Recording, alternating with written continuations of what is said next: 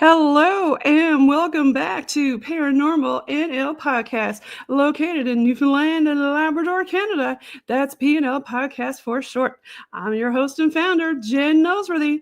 Thank you for tuning in to UPRN, United Public Radio Network on 107.7 FM in New Orleans and 105.3 on that Gulf. And for tonight's Canada Day Haunt Special about the most haunted islands in North America in Belle Island and Newfoundland, Canada on UPRN segment number 34. I've got two special guests tonight waiting backstage from St. John's, Newfoundland, who I'll bring on shortly. Now it's time to grab your Canada Day drink, get ready for those fireworks, grab a few munchies, and get ready for the spooky show tonight. Paranormal NL Podcast is sponsored by the BOG team. It's a boots on the ground team doing historical paranormal investigations in Newfoundland, Canada. PNL Podcast believes in supporting international paranormal networking and highlighting global paranormal people, places, and things. And you can follow PNL Podcast and the BOG team on their link tree, Paranormal NL Podcast. Now let's get on with the show. Tonight I have on with me, we've got Justin Foley and we've got Mitch Hobbs. Welcome. Hello. Hello. Tell us a little bit about yourselves. And first of all, hey, happy Canada Day. Woo! Happy Canada Day. So tell us about yourself, Justin, and then we'll switch to Mitch and he can give a little blurb about himself. Okay, sure. So I'm a bit of I would call myself an amateur paranormal investigator. I have an entertainment company. I've done some teaching. I also worked in the film and entertainment industry for a number of years. I've had a lifelong interest in paranormal, unusual things, cryptozoology, before I even knew what the word cryptozoology meant. Just a lifelong fascination with things like UFOs and aliens, ghosts, fairies, anything that's folkloric, and there's a debate whether or not it actually exists or not. I've always been fascinated by that. So now that I'm old enough and sensible enough, I dabble in it. Yeah, welcome to the show. So, Mitch, you want to give a little blurb about yourself? Sure. So, my name is Mitch Hobbs, and I've had a million different jobs, really. I mean, not a million, but like maybe 38, 39 different jobs in my lifetime since I was 18.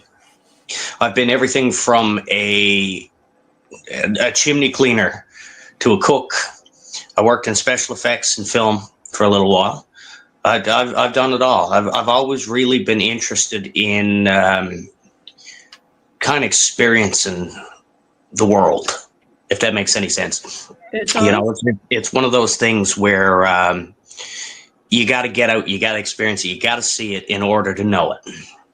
And when it comes to paranormal and that sort of thing, it's been a childhood interest of mine, like Justin just mentioned.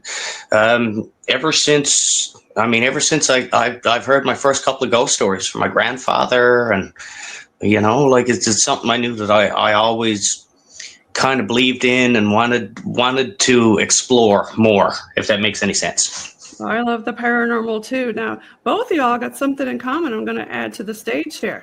You want to talk a little bit about this on the stage right now for the folks listening in on the podcast instead of watching on YouTube? We've got pulled up here Mr. Zach Baggins with Destinations of the Damned. Now, both of y'all appeared in this show. Do you want to talk a little bit about your experiences with it? It was called Cursed Shores, Season 1, Episode 3, where you both went to Belle Island to meet up with him.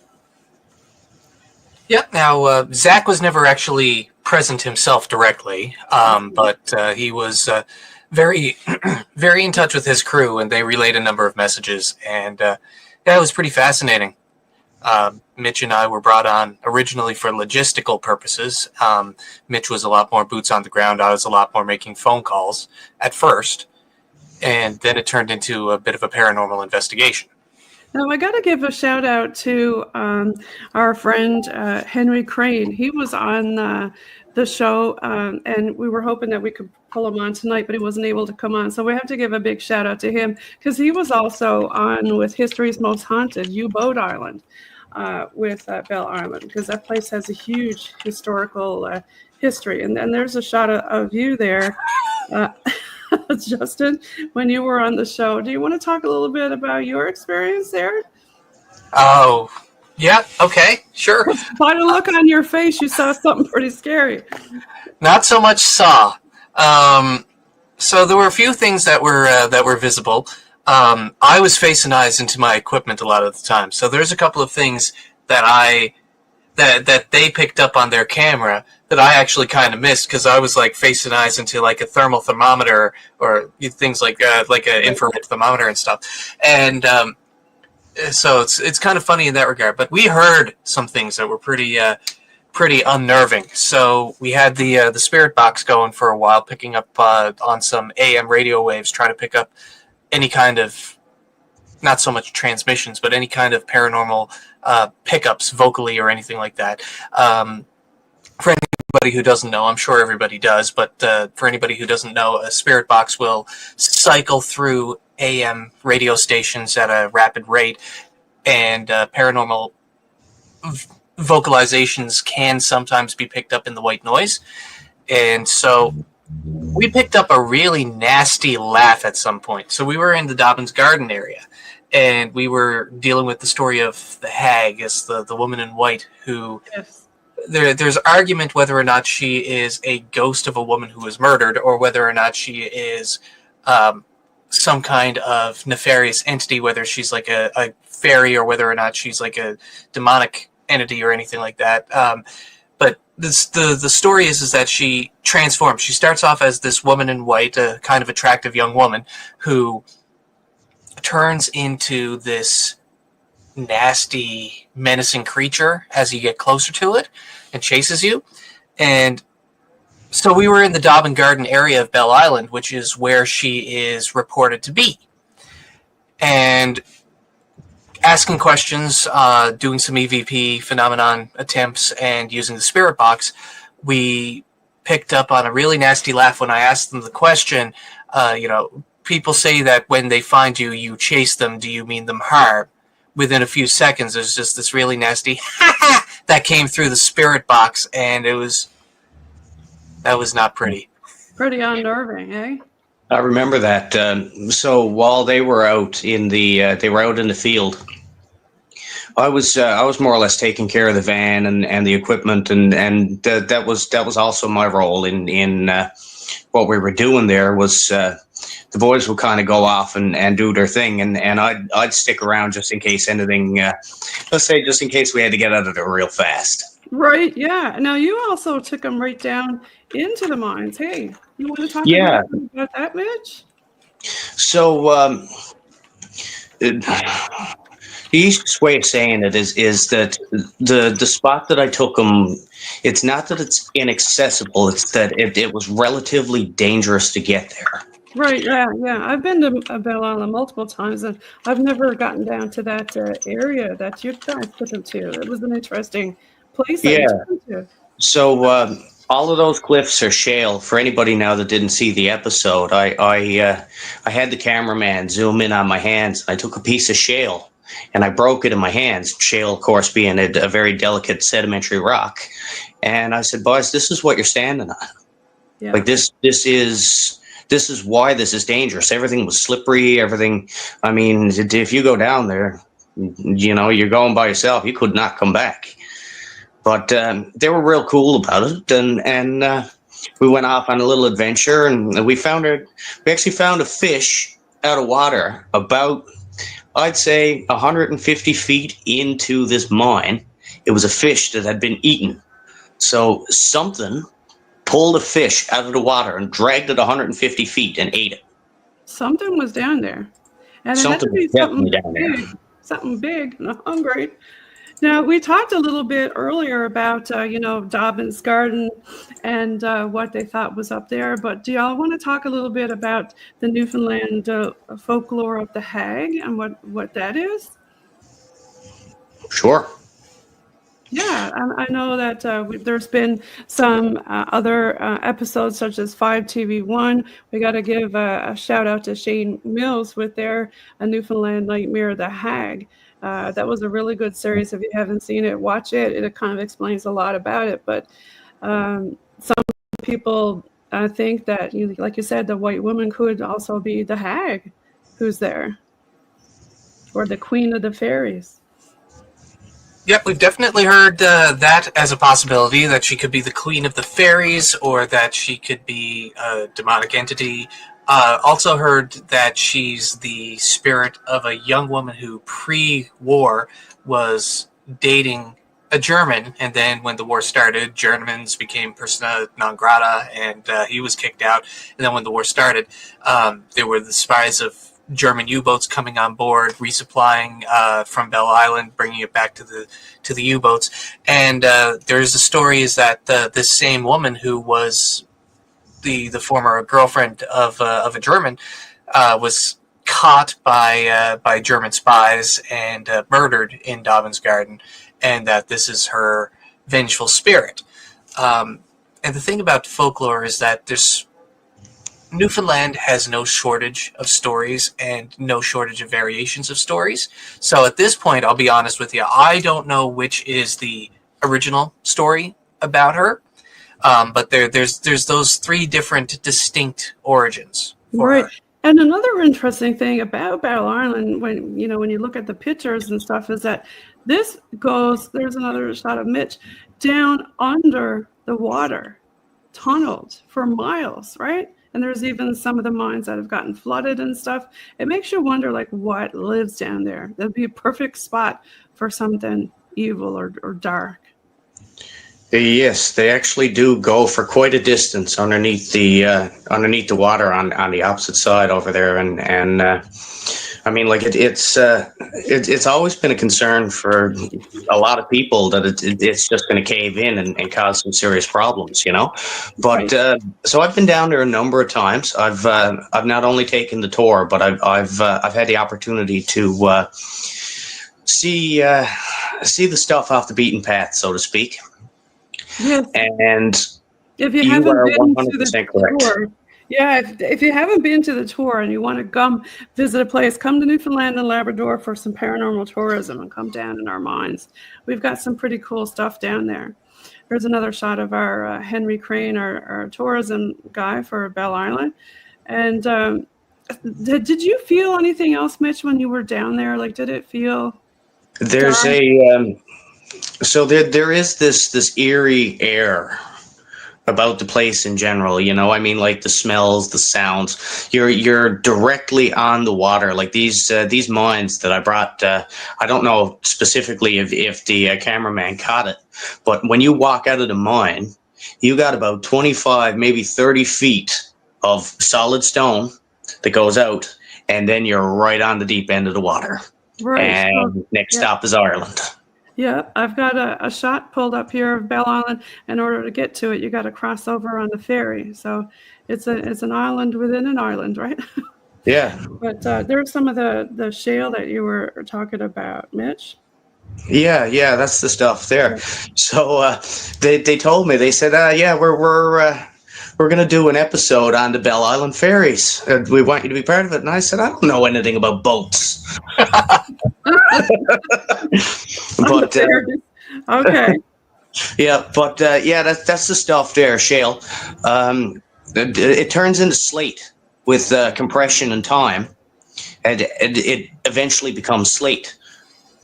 Now, on the show Beyond the Haunting, those girls are going to be coming back on my show soon. They went into this mine. There was a different collar that you can go into, and it's the theater of the mines. And they found a lot of activity down in that area, too. Now, when you go into the tour, you actually get to experience it when they turn the lights off down there. And it is just next level. And I wish, that I could have brought some more equipment or some kind of equipment down there, and that's definitely on the bucket list of things to do is go down and and check out some more stuff. I've been down there. I experienced the whole shutting the lights off thing. And I believe that's actually a picture. It's a little small on my screen. That's a picture of a Newfoundland pony, is it not? Yes, because they used to live down in the mines and pull the iron ore around. Yeah. So they were breeding these Newfoundland ponies specifically for small stature and strength. And probably a little bit dumb too, right? But they built those, or they bred them into that specific size, and they'd use them until the darkness made them blind. So sad, right? Yeah, I mean, but it was a different time back then, you know. Oh, it was for sure. Now, there's also another aspect to this. I've had Ocean Quest on, which is part of Newfoundland and Labrador Adventures, and they take you down to the U-boats and the boats that were bombed by the U-boats. So there's a shot there, but that's another tour that you can do, because we do have some German influence here in Newfoundland and Labrador, unfortunately, because of the iron ore that they were after. They wanted to blow it up. And that's some of the girls who were on History's Most Haunted on the show also. But yeah, that's the episode there, Cursed Doors, that you were on. And is this area that you went to, Mitch, was it down around here, or was it another area? So it was up through a field, a big dirt road, up through a field. I believe it was on the northern side. Okay. So anyway, it's been a while, but so it was up through the field, and then it would take you down to. They had it blocked off. You know how the excavator drops the rocks, right? Right. Yeah. So they had it blocked off, so they were like, okay, no more vehicle access from here on out. You then take a smaller path down to where it would just basically end, and it was like, yeah, this is the end of the world, boys. You know, like, you're not going any further. And then we went further. Yeah, there's another shot down in the mines there. So what else did you feel while you were down there? So like there were strange sounds, and you know what I mean, like everything echoes. It's an echo chamber down there, but strange sounds and funny smells and all that, you know, like just that eerie feeling. It was I wouldn't necessarily say off-putting, because I'm a bit of an adrenaline junkie, if you hadn't guessed. Me, on the other hand, I'm a friggin' wuss. The first couple of times I've gone out to do this, you watch Scooby-Doo and you see Fred, Daphne, and Velma running towards it. You see Shaggy and Scooby running the hell away from it. I'm Shaggy and Scooby, basically. But the first couple of times that I went in and did a couple of these things, I ran with my tail tucked between my legs. And this one here, one of the things that I noticed a lot, most of the time it's fine. Most of the time you're not picking up on anything that's unusual. But the moments that you do, what it feels like more is that you're conducting an investigation. You are observing. You are watching. You are looking. You're using all your senses. And you kind of pick up on this instinct, this sensation that somebody's doing this to me now. I'm being watched. I'm being analyzed. I'm being investigated. You get that sensation. And that happened 2 or 3 times down in that mine.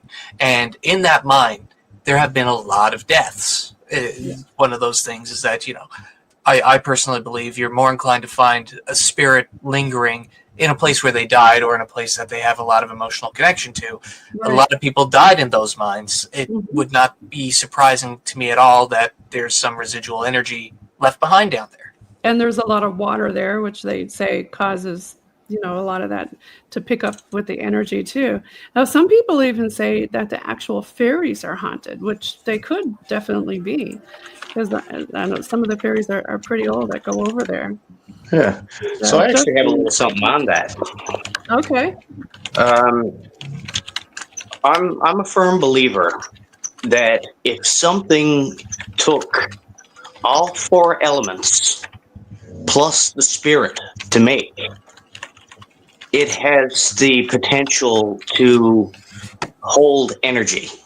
especially in stressful situations, or, you know, Right. like it remembers things. So for example, cars, houses, you know, I mean, like with a car, the fire pushes the pistons, the liquid cools it, it flies through the air, and it travels on the earth, right? And of course, the engineer would be the spirit that made it. And with that, you have all 5 Elements. Yeah, Yeah, right. yeah, The yeah. 5 Myself elements. and Justin were talking a little bit about that, Mitch, off here, weren't we? About how different things can stick in and it basically impression itself onto different objects, right? Yeah. They're playing us back their memories. Yeah. Yeah, that's kind of the way that I think about it as well. I like to take a very pragmatic approach to these investigations. I know that there's a lot of critics out there, there's a lot of skeptics out there that think that this is all a lot of hooey. I don't think that's a bunch of hooey. I believe in it, but the way that I keep it honest is by working under the assumption that most of the things that I look into are going to be a bunch of hooey. It's going to be something that somebody has mistaken for something else. And so I try to take the scientific, try to take the pragmatic approach of proving what else it can be, instead of going in with the assumption that it's a haunting, going in with the assumption that it's a ghost. Simply because when you do it that way, you keep yourself honest. When you find something that you can't explain, then you give more credibility to the whole idea in the first place. But scientific principle is that matter can be destroyed, but energy cannot be destroyed. It can be transformed, but it can't be destroyed. Now, it's interesting that you mentioned matter and energy, because there's another thing that happened, the Bell Island boom. And I don't know if you guys remember this or heard about it, but April 2nd, 78, a loud explosion caused damage and created 2 perfectly square craters. And I talked with Henry in depth on one of these episodes, because he was previously on season 1, episode 8, and season 2, episode 3. He talked about the Bell Island boom. Have you guys heard about that? Yeah, we touched it. We touched on it a little bit during our time over there. It's so like what we're getting now is almost like a game of telephone. You know what I mean? Like we get the stories that their grandfathers told them, etc. Yeah. So there's definitely bits and pieces that have been added and lost. So we really don't know what went on. We just know that there were chickens going crazy and windows busted out and all of this crazy stuff. But it could be aliens. It could just very well be the settling where the mines happened, right? Like they dug in. And then obviously Newtonian physics, you know, like you're eventually something is going to settle. And when you're riddled with mine holes, that's the logical, you know what I mean? Like the ones that would say, hooey. But I mean, who knows? Who knows? Yeah, William Shatner actually covered it on his show, Weird or What?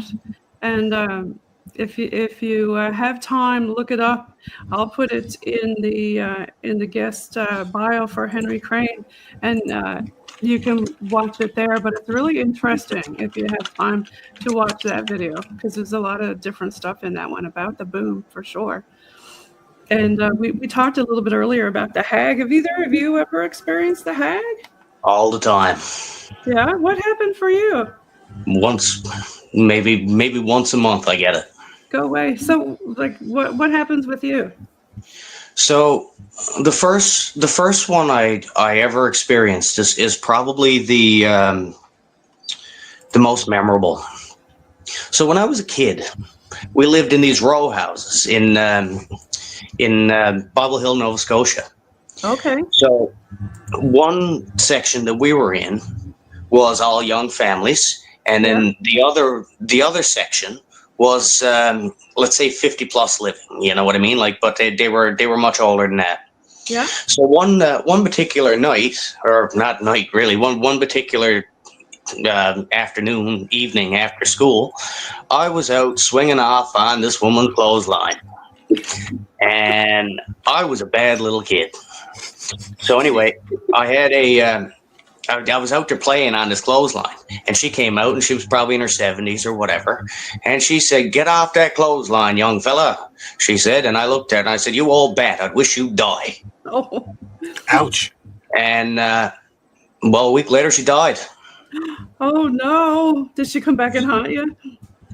She sat on my chest. Oh, see, that's classic hag, isn't it? I could smell her breath. I remember the color of her eyes. No. Yeah. I was in the fourth grade. I'm 38 now. Do you still have that same dream about her or a different one? Luckily, she found something else better to do. But I do get plenty. I get the woman standing in the corner. Yeah. I get the essentially, like, you wake up and the bed sheets are wrapped around you, you know. Yeah. Crazy. But essentially, we write it off as dreams. Yeah. But realistically speaking, I mean, it could be somebody from the other side trying to talk to us. You know, I mean, but hag takes a number of forms as well. You know what I mean? It's not always the sleep paralysis demon or whatever they call it. Yeah. You know, like the hag could very well be. One of my big ones now that I've been getting a lot. I live in an old house here, so I can feel the house settling, and I keep dreaming that the house is going to cave in on me. Oh. So that would be another form of Newfoundland hag. The hag is just basically the catch-all term for, I just had a dream, it felt like reality, and it sucked. It sucked. Yeah. How about you, Justin? Do you have any weird dreams like that? Not exactly. So I've been very fortunate. I've never come face to face with the hag or anything like that, knock wood, so far in my life. Mitch and I are the same age, just shy by a couple of months.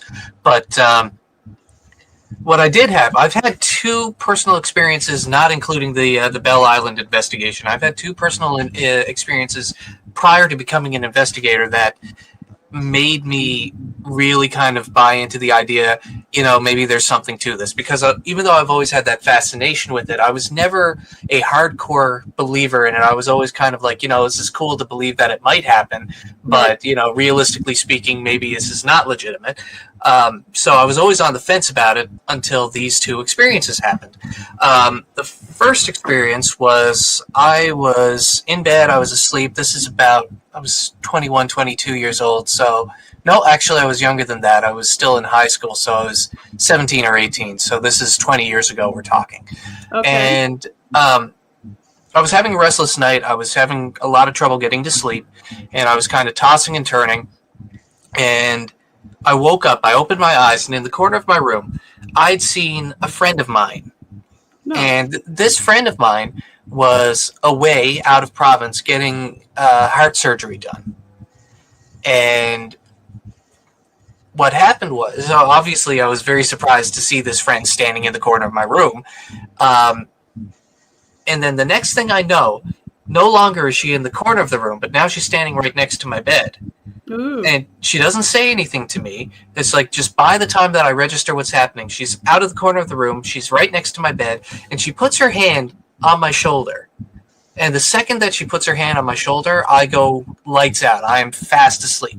And the next thing I know, I wake up. So there's no dream. There's no period of restlessness, no period of awareness. I close my eyes, and then I open my eyes, and the next thing I know, it's morning. It's time to get up. Okay. And so I open up my computer, I go through my daily routine of checking social media, and I find the first post in my social media feed was that this friend of mine had some unexpected complications during recovery from the surgery that she was in, and she passed away that night. Mm-hmm. The same night, roughly around the same time that I was having that, not quite dream, but having that experience of seeing this friend in my room. And what was really interesting about it is that at that time, there was no complications expected or anticipated. The idea or the thought behind it was that this friend was actually in recovery. She was going to do fine. Everything had gone well. So it's not like there was this, in the back of my mind, this sensation that something was going to go wrong, this unprocessed belief that she wasn't going to make it that was coming up as a dream. That was there was the breath of relief. There was the expectation that everything was fine. Until that, and that kind of was the first solidification for me that there's something there, because that was a deeply personal experience, and it was like it was somebody I was close to, but it wasn't somebody I was close enough to that this would have been a normal dream. The person involved is kind of unexpected, to be perfectly honest with you. Similarly, the other experience I had, I was driving home from a very late shift from working in a hotel. Mitch and I actually had worked in the same hotel.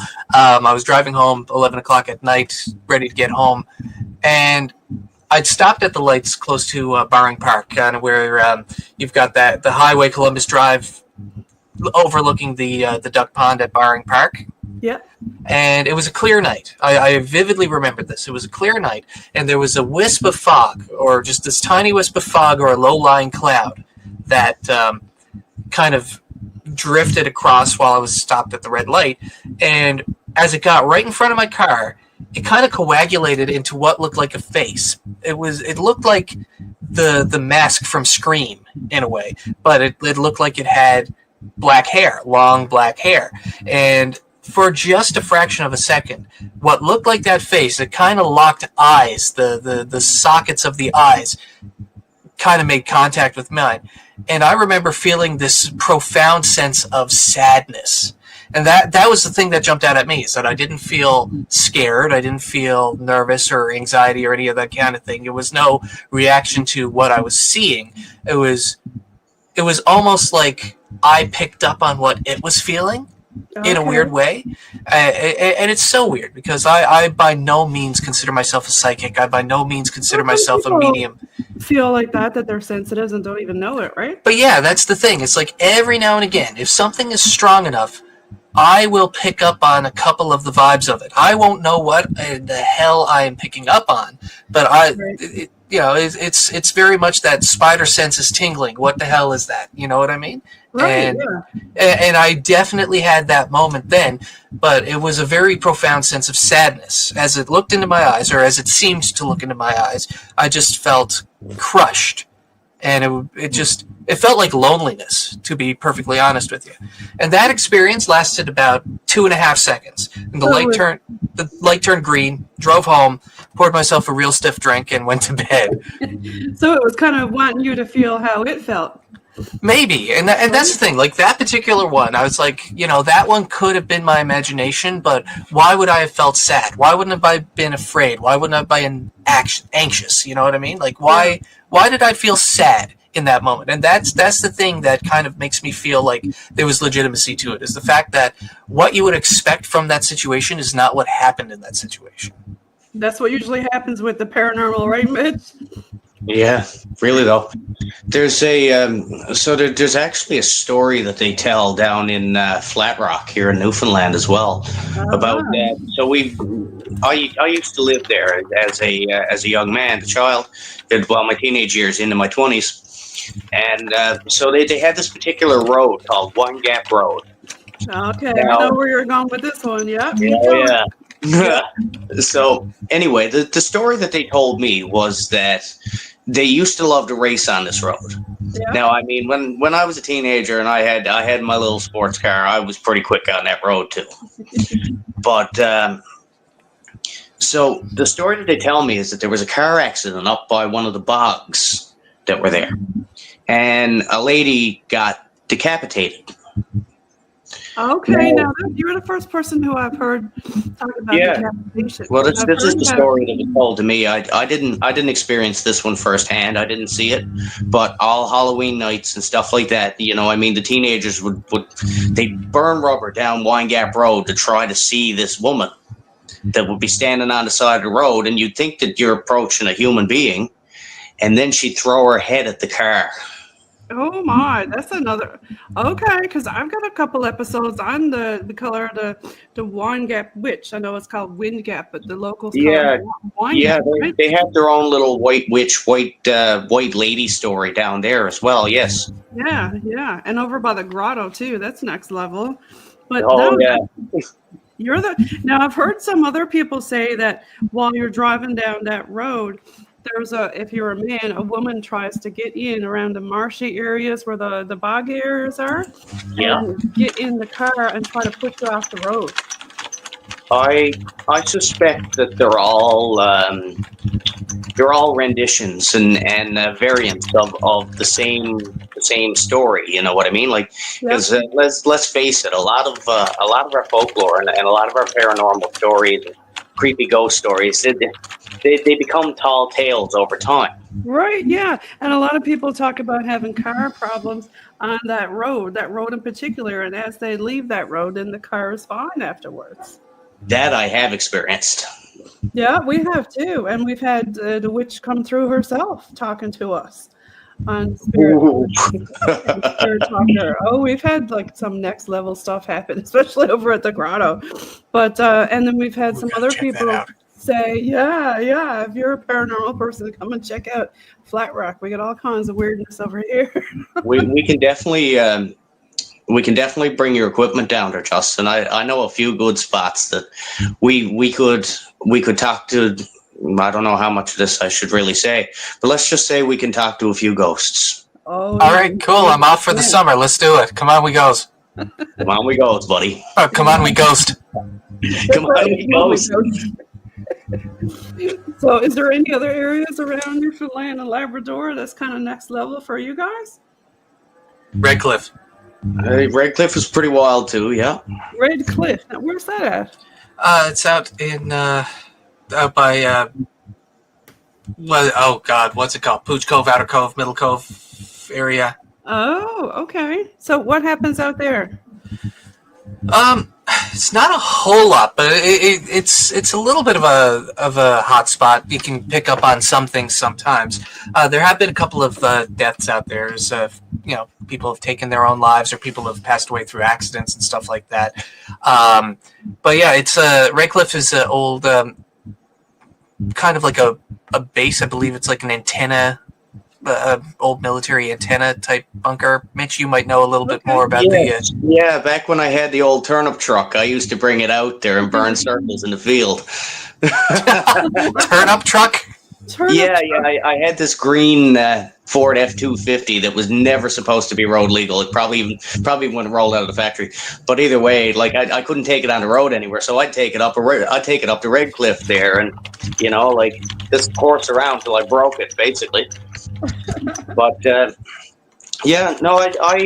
also spent a lot of time in Bunyan's Cove, Bonavista Vista Bay, out by Clarenville, that area. That's originally where I'm from. Yeah. And they have their own ghost stories out there. Like when Jan, when you sent out the invitation to have me on the show here. Yeah. I done a little bit of research out there. I wanted to talk to my mother, and my grandfather's no longer around, so she's the resource out there now. But they got their own ghost stories, including a ghost car that turns off into the woods, and you never see it again, type thing, right? Oh, that's cool. The one that's really prevalent, and I've heard her tell the story multiple times, and it never changes, so I know it's real. Right? Like I know that what she experienced was legitimate. She was walking up behind the Legion on Church Road in Bunyan's Cove, which is essentially it's. I'm not really good at painting a picture for you, but so there's a bridge with an old general store there, and on the other side of the bridge, on the other side of the road, there's a like a Legion type thing, like a town, not a town hall, but like a catch-all multi-purpose room type thing. Right. And she was walking home from there. She was living up behind the old church at the time. There's a United Church just up the way from there. Yeah. And she was living up there, and she was walking home as a teenager.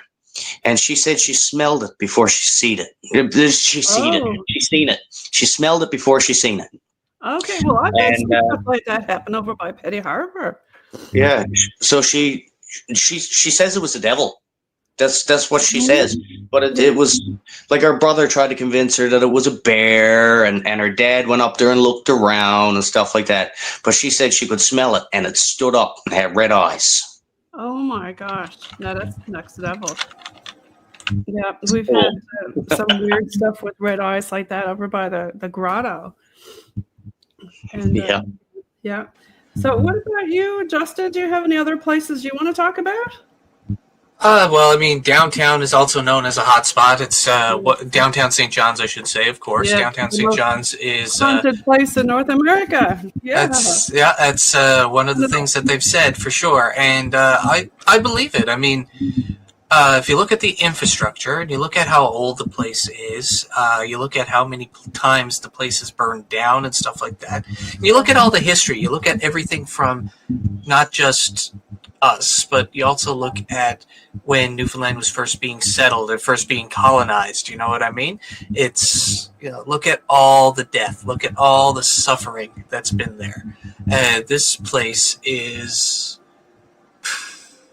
I feel like it would be like so foolish for it to not be haunted. You know what I mean? Do you ever get like a lot of military stuff down there? Like when you're talking to Spirit on the Spirit Talker or Spirit Box? Downtown? I'll be honest, I have not. Not in my experience. Okay. What kind of people do you get coming through down there? I've only done one or two experiences in the downtown area, and there was a lot of interference, so I didn't actually pick up on a whole lot that was tangible. I didn't pick up on anything that I was able to record. I didn't pick up on anything distinct on a Spirit Box that I was able to really say, okay, I have something here. But there's definitely a lot of uncaptured moments. There's a lot of moments where buildings that are abandoned to the point that they're condemned, there's distinct movement. There's distinct lights moving around. There's definitely something's going on here. I don't know what it is. I don't have any evidence for what it is, but there is something going on here. But like all the entrances are sealed. There's nothing there that indicates somebody could have breached it, and it could be a person that is responsible for this. Maybe it is, but there's nothing apparent that would indicate as such. Yeah. Derelict buildings. Southside Road down there. Do you ever go down there and do some investigations? I always get a response down there from. Where's that? Sorry, I missed that part. Southside Road down by where the boats are. I haven't done that side. The old military installations, there's some caves that go in there, but of course you can't get in there, but they're there. And I think that's where they used to store some of the military artillery and stuff like that, right? So I didn't do a ghost investigation or a paranormal investigation there, but I don't know if you remember a couple of years ago, there was like a meteorite pass by that was caught on somebody's doorbell cam or something like that. It was green meteorite burned up. And it looked like it could have actually touched down in Southside Hills or in Freshwater Lake or any of that kind of stuff. It looked like it might have touched down. So myself and a couple of my friends, we went up into Southside Hills trying to see if we could find it. Kind of did a little bit of live streaming on Facebook, and CBC actually caught wind of what we were doing, and they were like, hey, this sounds like fun. And they were going to send a crew to follow us, but we were already making our way down by the time they reached out to be like, hey, let's have a crew follow you. We never did find the meteorite, by the way. It was a fun excursion, but it was not a fruitful one. Okay, yeah, you know what you're going to find down around those areas. Yeah, right? But that would be a good place to investigate for sure, especially if we go even further down into like the Fort Amherst area. You always get something there. Whenever you're at Fort Amherst and you talk to Spirit, it will respawn. Nice. Mitch, let's do it. Let's go. There, and let's check out Dead Man's Pond, too, the old gallows. Oh, I love that place. Yeah, I mean, but that's oddly quiet there, Mitch. If you go further up to Signal Hill, you're guaranteed to get a response up there. Oh, probably. But I got a magnet. I got a magnet on a rope. But do some magnet fishing and tear some stuff up, right? Oh yes. You can probably get a few cannonballs and stuff, right? Yeah. Yeah, for sure.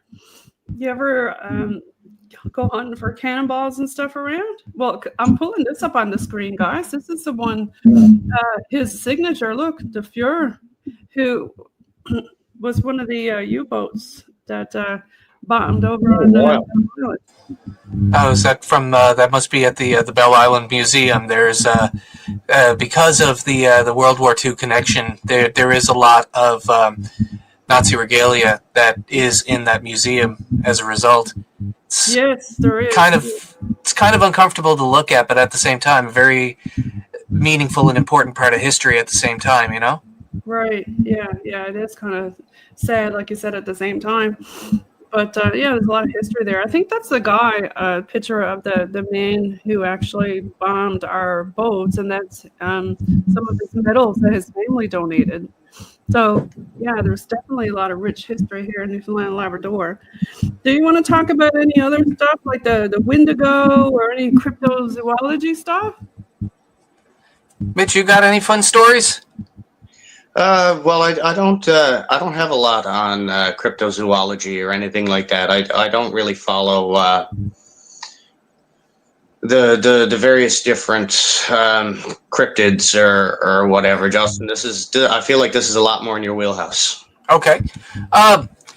Well, I haven't done a whole lot yet. Like I said, I've had a lifelong interest in it, but it's something that I've only fairly recently, in the last 2 or 3 years, I've been actually doing something with, and I've been doing it very piecemeal. I'm the kind of person who I like to make sure that I'm doing it the right way before I actually do it, and I also deal a lot with self-assurance issues every now and again, so I tend to second-guess myself. So at the very least, if I do say anything, at the very least you know that I've done my due diligence before I've actually said it. But some of the things that I am slightly interested in pursuing more is... I've heard that in CBS, there's something in the woods, like in the Duffy Park area and stuff like that. I've heard that there's something in the woods. I don't know what it is. Some people have said that it could be Bigfoot or Sasquatch. There's others who think that it could be Wendigo. I don't know what it is. I don't know if it is, but it is something that I want to check out. I've only heard 2 or 3 people ever talking about Bigfoot Sasquatch in Newfoundland Labrador. The other big one that's of major interest to me is the wild black panthers that are apparently on the west coast of the province. Oh yes, yeah, that's that stuff too. Yeah, it's like so many people say they've seen them, but there's nothing evidence-based that documents that they actually are there. In terms of our fauna and flora, if you will, the black panthers are not exactly part of the expected Newfoundland species list, I suppose you could say. But if they wanted to hide around, they definitely could, but not a problem because they're such an elusive breed, right? Yeah, absolutely. And the great thing is you got darker fur.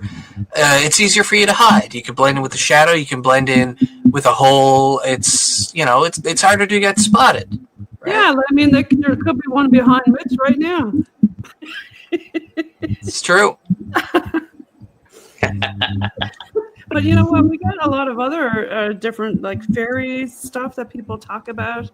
The Fae is a very folklore part of Newfoundland and Labrador. Yeah, absolutely. And what's in our water? That's another thing that people speculate a bit about. Yeah. Like giant squids. Oh yeah, we definitely got the giant squids. The Kraken. That's why I got the Kraken on my. Maybe if I take myself off the stage.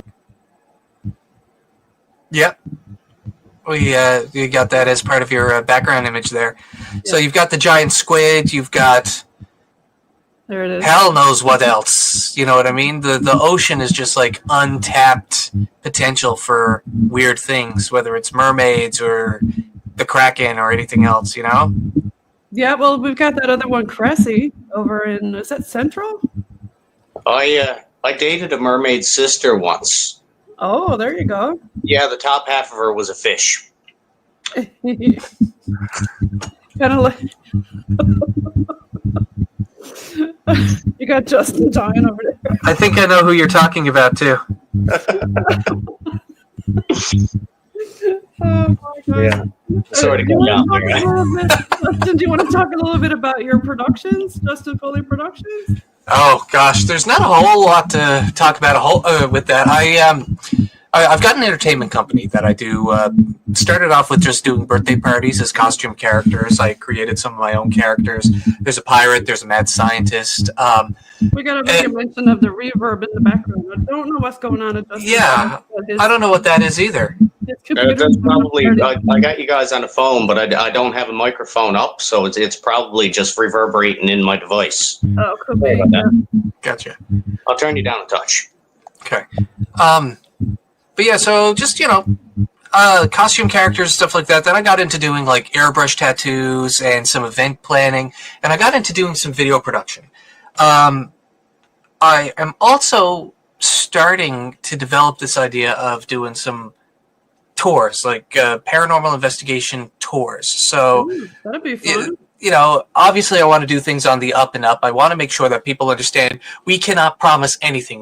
We cannot guarantee that you're going to have any kind of experience, that there's going to be any kind of outcome or anything like that. But What we could probably offer is, we can offer for sure. You come out, you go to a place that is documented as being a bit of a hot spot.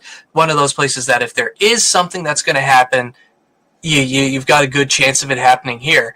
And, just seeing if anything does happen, so we'll bust out the spirit box, we'll bust out the digital recorders, try and get some EVP.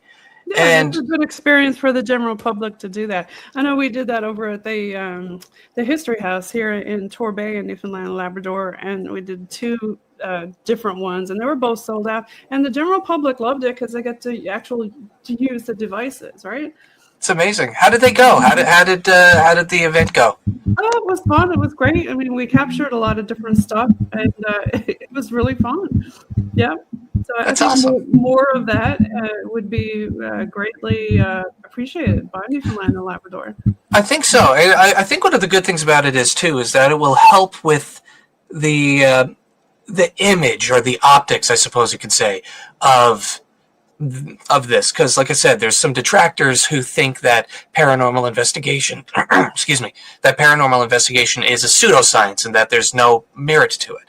And there are those who will fabricate, there are those who will make things sensational just so that it looks, there's the people will see things and that, oh, we got to watch this is so cool, this is so real.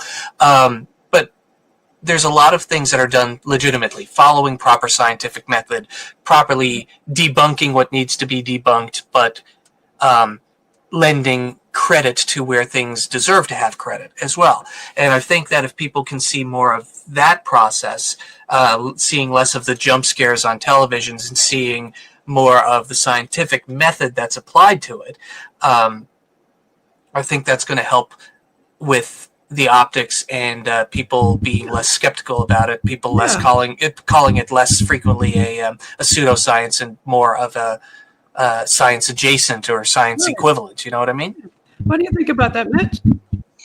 So, Justin, I feel like you're 100% correct on that. Like, the thing is that we as a human species love our campfire stories. You know what I mean? So like it's all like boo, and that became like the shock value of the abrupt, the gore, you know what I mean? It after a little while, it becomes, like I said before, this game of telephone where things build on each other until eventually there's no longer any basis as to why. It's just scared. You know what I mean? Like if we can research a little bit more into why things are happening as opposed to just being afraid, we're going to go so much further with understanding this. 100%. Yeah, I think that is a great idea, Justin. Get more people involved, get their feet wet. Mitch, that'd be great. Yeah, So and you guys- great. Sorry, go ahead. Oh no, you go ahead. I was going to ask you guys to give a shout out to your fans and where they can find you and whatnot. Okay. Sure. Well, first, I want to say hi to my kids, Rain and Marley. Love you both very, very much. And, Mitch, one of my closest friends, actually, believe it or not. So, hey, Mitch. Hey, buddy. Mitch, do you want to give a shout out to your fans and like where people can find you on your socials and stuff? Yeah. Okay. So I'm a bit of an entertainer at heart. I sing and play guitar and sort of thing. I enjoy on the stage, and I've never really been microphone shy. So yeah, you can find me on TikTok as Johnny Trash 709. I am Johnny Trash. All right. It's true, he is. Yeah. Is that Johnny with an H or Johnny with a Jon? Yeah. Somebody gave it to me and it stuck. But I'd like to give a shout out to my folks, of course. My mother, my stepfather, my dad. My grandparents. I mean, like they made all of this possible for me. I'd like to give a shout out to my bosses and my mentors and everybody that helped this. I mean, not very often you find a man happy with his life, and I'm happy with my life. Well, that's good to hear, Mitch. Yeah, you're doing a great job. Now, for the folks who are listening, everybody follow Justin Foley and Mitch Hobbs. Like, you'll know where to find them, where they said they're on their socials. Justin, did you give out your socials? No, I did not give out my social media. You look me up, you'll find me as Justin A. Foley. I hate the show 13 Reasons Why, so I very stubbornly insist on my middle initial being used. But you'll find me as Justin A. Foley on Facebook. You can find me through either justinfoley.ca or justinfoleentertainment.com, and you'll be able to find me fairly easily anywhere else through that. Otherwise, I kind of lay pretty low. Well, I want to wish you both a very happy Canada Day. Woo! And thanks so much for being on the show today and with Paranormal NL Podcast. And you're listening in on 107.7 FM in New Orleans and 105.3 FM on that Gulf Coast with UPRN. Woo! Thank you so much, everybody, for being on. And we're going to leave you with some music from the Paranormal NL Podcast Bog Team music. And here we go. Here's some rap music for you. Let me turn it up.